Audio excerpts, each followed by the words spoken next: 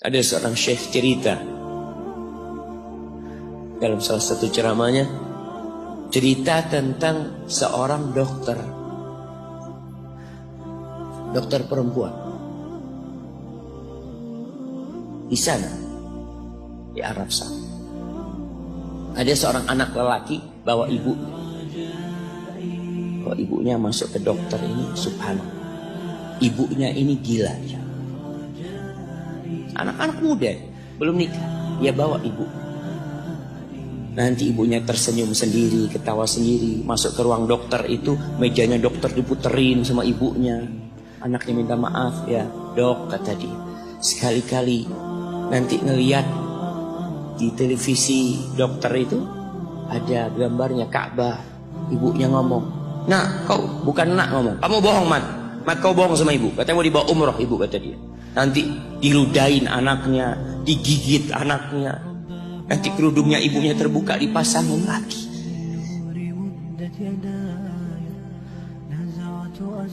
Itu dokter tanya sama anaknya, ini sama ibu anak, sejak kapan dia seperti ini? Sejak lahir. Loh, terus gimana engkau bisa lahir? Iya, sama kakek anak, ibu anak dinikahkan, tapi 10 bulan cerai. Ya karena seperti ini, anak lahir di rahim. Dan seperti ini kau dia. Engkau berbakti sama dia, kata dia. Dia kan nggak kenal sama engkau. Iya, dia nggak tahu sama anak, tapi Allah tahu kalau dia ibu anak. Tahu kalau dia ibu anak, anak harus berbakti. Ditanya, ibumu sakit apa? Anak ibu kena gula. Setelah dikasih resep, itu dokter cerita, pasiennya keluar, ditutup pintunya. Dokter ini nangis. Dia mengatakan, ana sering dengar ceramah tentang birrul walidain. Ana sering mendengarkan tausiah ustaz tentang berbakti kepada orang tua, tapi ana baru sekarang melihat kebaktian seorang anak sama tuannya. Ibunya gila, dia tetap berbakti. Dan dia mengatakan, iya, ibu anak nggak tahu sama anak, tapi Allah tahu kalau dia ibu anak. Dan yang ngasih wasiat supaya kita berbakti sama orang tua itu Allah aja. Apapun yang dilakukan orang tua kita.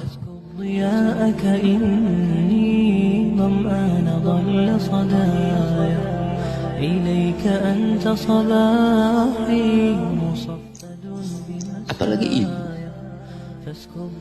Allah katakan, hamalathu ummuhu kurha wa wada'athu kurha. Ibu kita, hamil kita itu dalam kondisi yang sulit.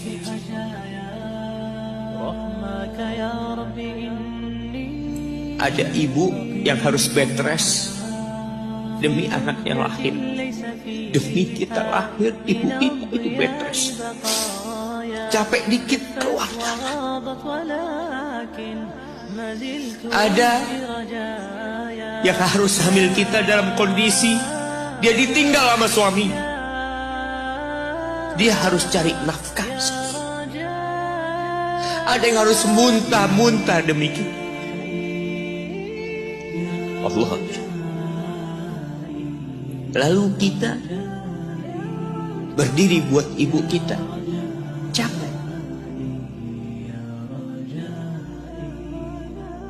Diceritakan seorang, ya kita semua tahu ceritanya, tentang 3 orang yang masuk ke dalam gua. Kemudian gua itu tertutup dengan batu yang menggelinding. Lalu mereka bertawasul dengan amal soleh mereka. Salah satunya yang mengatakan, ya Rabbi, Allahumma, ya Allah, aku punya 2 orang tua. Aku punya 2 orang. Yang aku senantiasa memberikan susu kepada keduanya sebelum keluarga yang lain minum susu. Dia sudah menikah, dia punya istri, punya anak. Pada suatu hari, ya Allah, aku kejauhan cari rumput, sehingga aku balik dalam kondisi orang tua sudah tidur. Maka aku peraskan susu buat keduanya, ya Allah. Allah tahu, tapi dia mau cerita sama Allah. Dia ingin tawasul dengan amal soleh dia. Lalu aku taruh di wadah. Aku datang ke bapak ibuku, mereka tidur. Maka aku berdiri di hadapan kedua. Jamaah, bukankah bisa dia taruh di sebelah meja ibunya susu itu? Dia ambilkan meja, taruh di sana, dia bisa tidur. Dia sudah berbakti sama orang tuanya dengan seperti itu. Tapi anak ini tidak. Aku berdiri, ya Allah, aku nggak ingin membangunkan keduanya. Dan aku terus berdiri, aku pegang itu susunya. Sampai mau subuh bangun, aku serahkan kepada kedua. Anak-anaknya nangis minta susu. Kata dia, lah, sampai bapak ibu aku minum. Kalian jangan minum. Kita kadang-kala sudah menikah lebih peduli sama istri kita, lebih peduli sama anak-anak kita.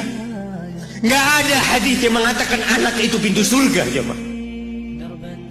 Yang ada itu orang tua pintu surga. Kita peduli sama anak-anak kita. Beli oleh-oleh buat istrinya. Ditelepon istrinya mau apa, kepingin apa. Pernahkah engkau telepon ibumu? Tanya, Umi kepingin apa, Umi? Ana lagi dalam perjalanan, Umi. Jamaah, itu anak, Masya Allah, dia berdiri. Kenapa dia kuat, jamaah? Karena dia tahu Allah yang nyuruh dia berbakti. Mungkin tidak ada yang melihat berdirinya dia, tapi Nabi ceritakan berdirinya dia. Dari malam jamaah sampai pagi, berapa jam dia ingat, ibuku hamil aku 9 bulan. Capek. Ana semakin tahu dengan tugas besar seorang ibu dan pengorbanan seorang ibu. Setelah Ana menikah, setelah Ana tahu bagaimana istri Ana hamil, ketika dia harus tidur gak enak, makan muntah, muntah aja, Ana melihat istri Ana sampai lemas dia. Ana ingat begini ibu Ana hamil. Lalu kita lupa dia, mah. Kita sok sukses, mungkin engkau lebih sukses dari orang tua. Tapi kalau nggak ada bapak ibu, engkau nggak akan pernah lahir di muka. Allah ceritakan ibunya hamil dia. Wa wada'athu kurha, dan melahirkannya dalam kondisi sulit. Kadangkala perut ibu kita itu disobek demi kita keluar dari perut ibu kita. Antum meninggalkan luka di ibu, itu dijahit. Kalau antum anak ketiga, Allahu Akbar, berapa kali dibelah perut ibu kita coba. Tubuhnya jadi jelek gara-gara kita. Tapi dia nggak peduli, yang penting antum lahir dengan selamat. Kalau ibu kita dikasih pilihan, ini nggak bisa diselamatkan, salah satunya akan meninggal. Kira-kira apa kata ibu Anja? Iya, nggak apa-apa dok, selamatkan bayinya dok. Nggak apa-apa dok, biar dia lahir dok. Subhanallah. Berapa banyak ibu yang meninggal dunia ketika dia melahirkan anak. Wa hamluhu wa fisaluhu 30 syahra.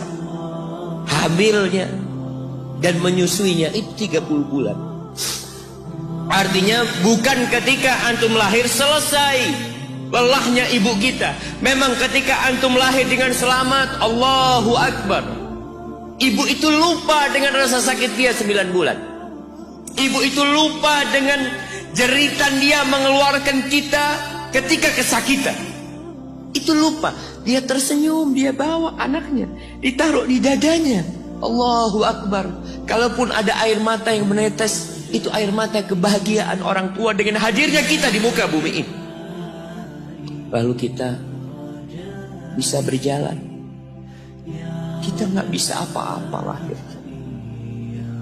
Allah rekam kebaikan ibu kita.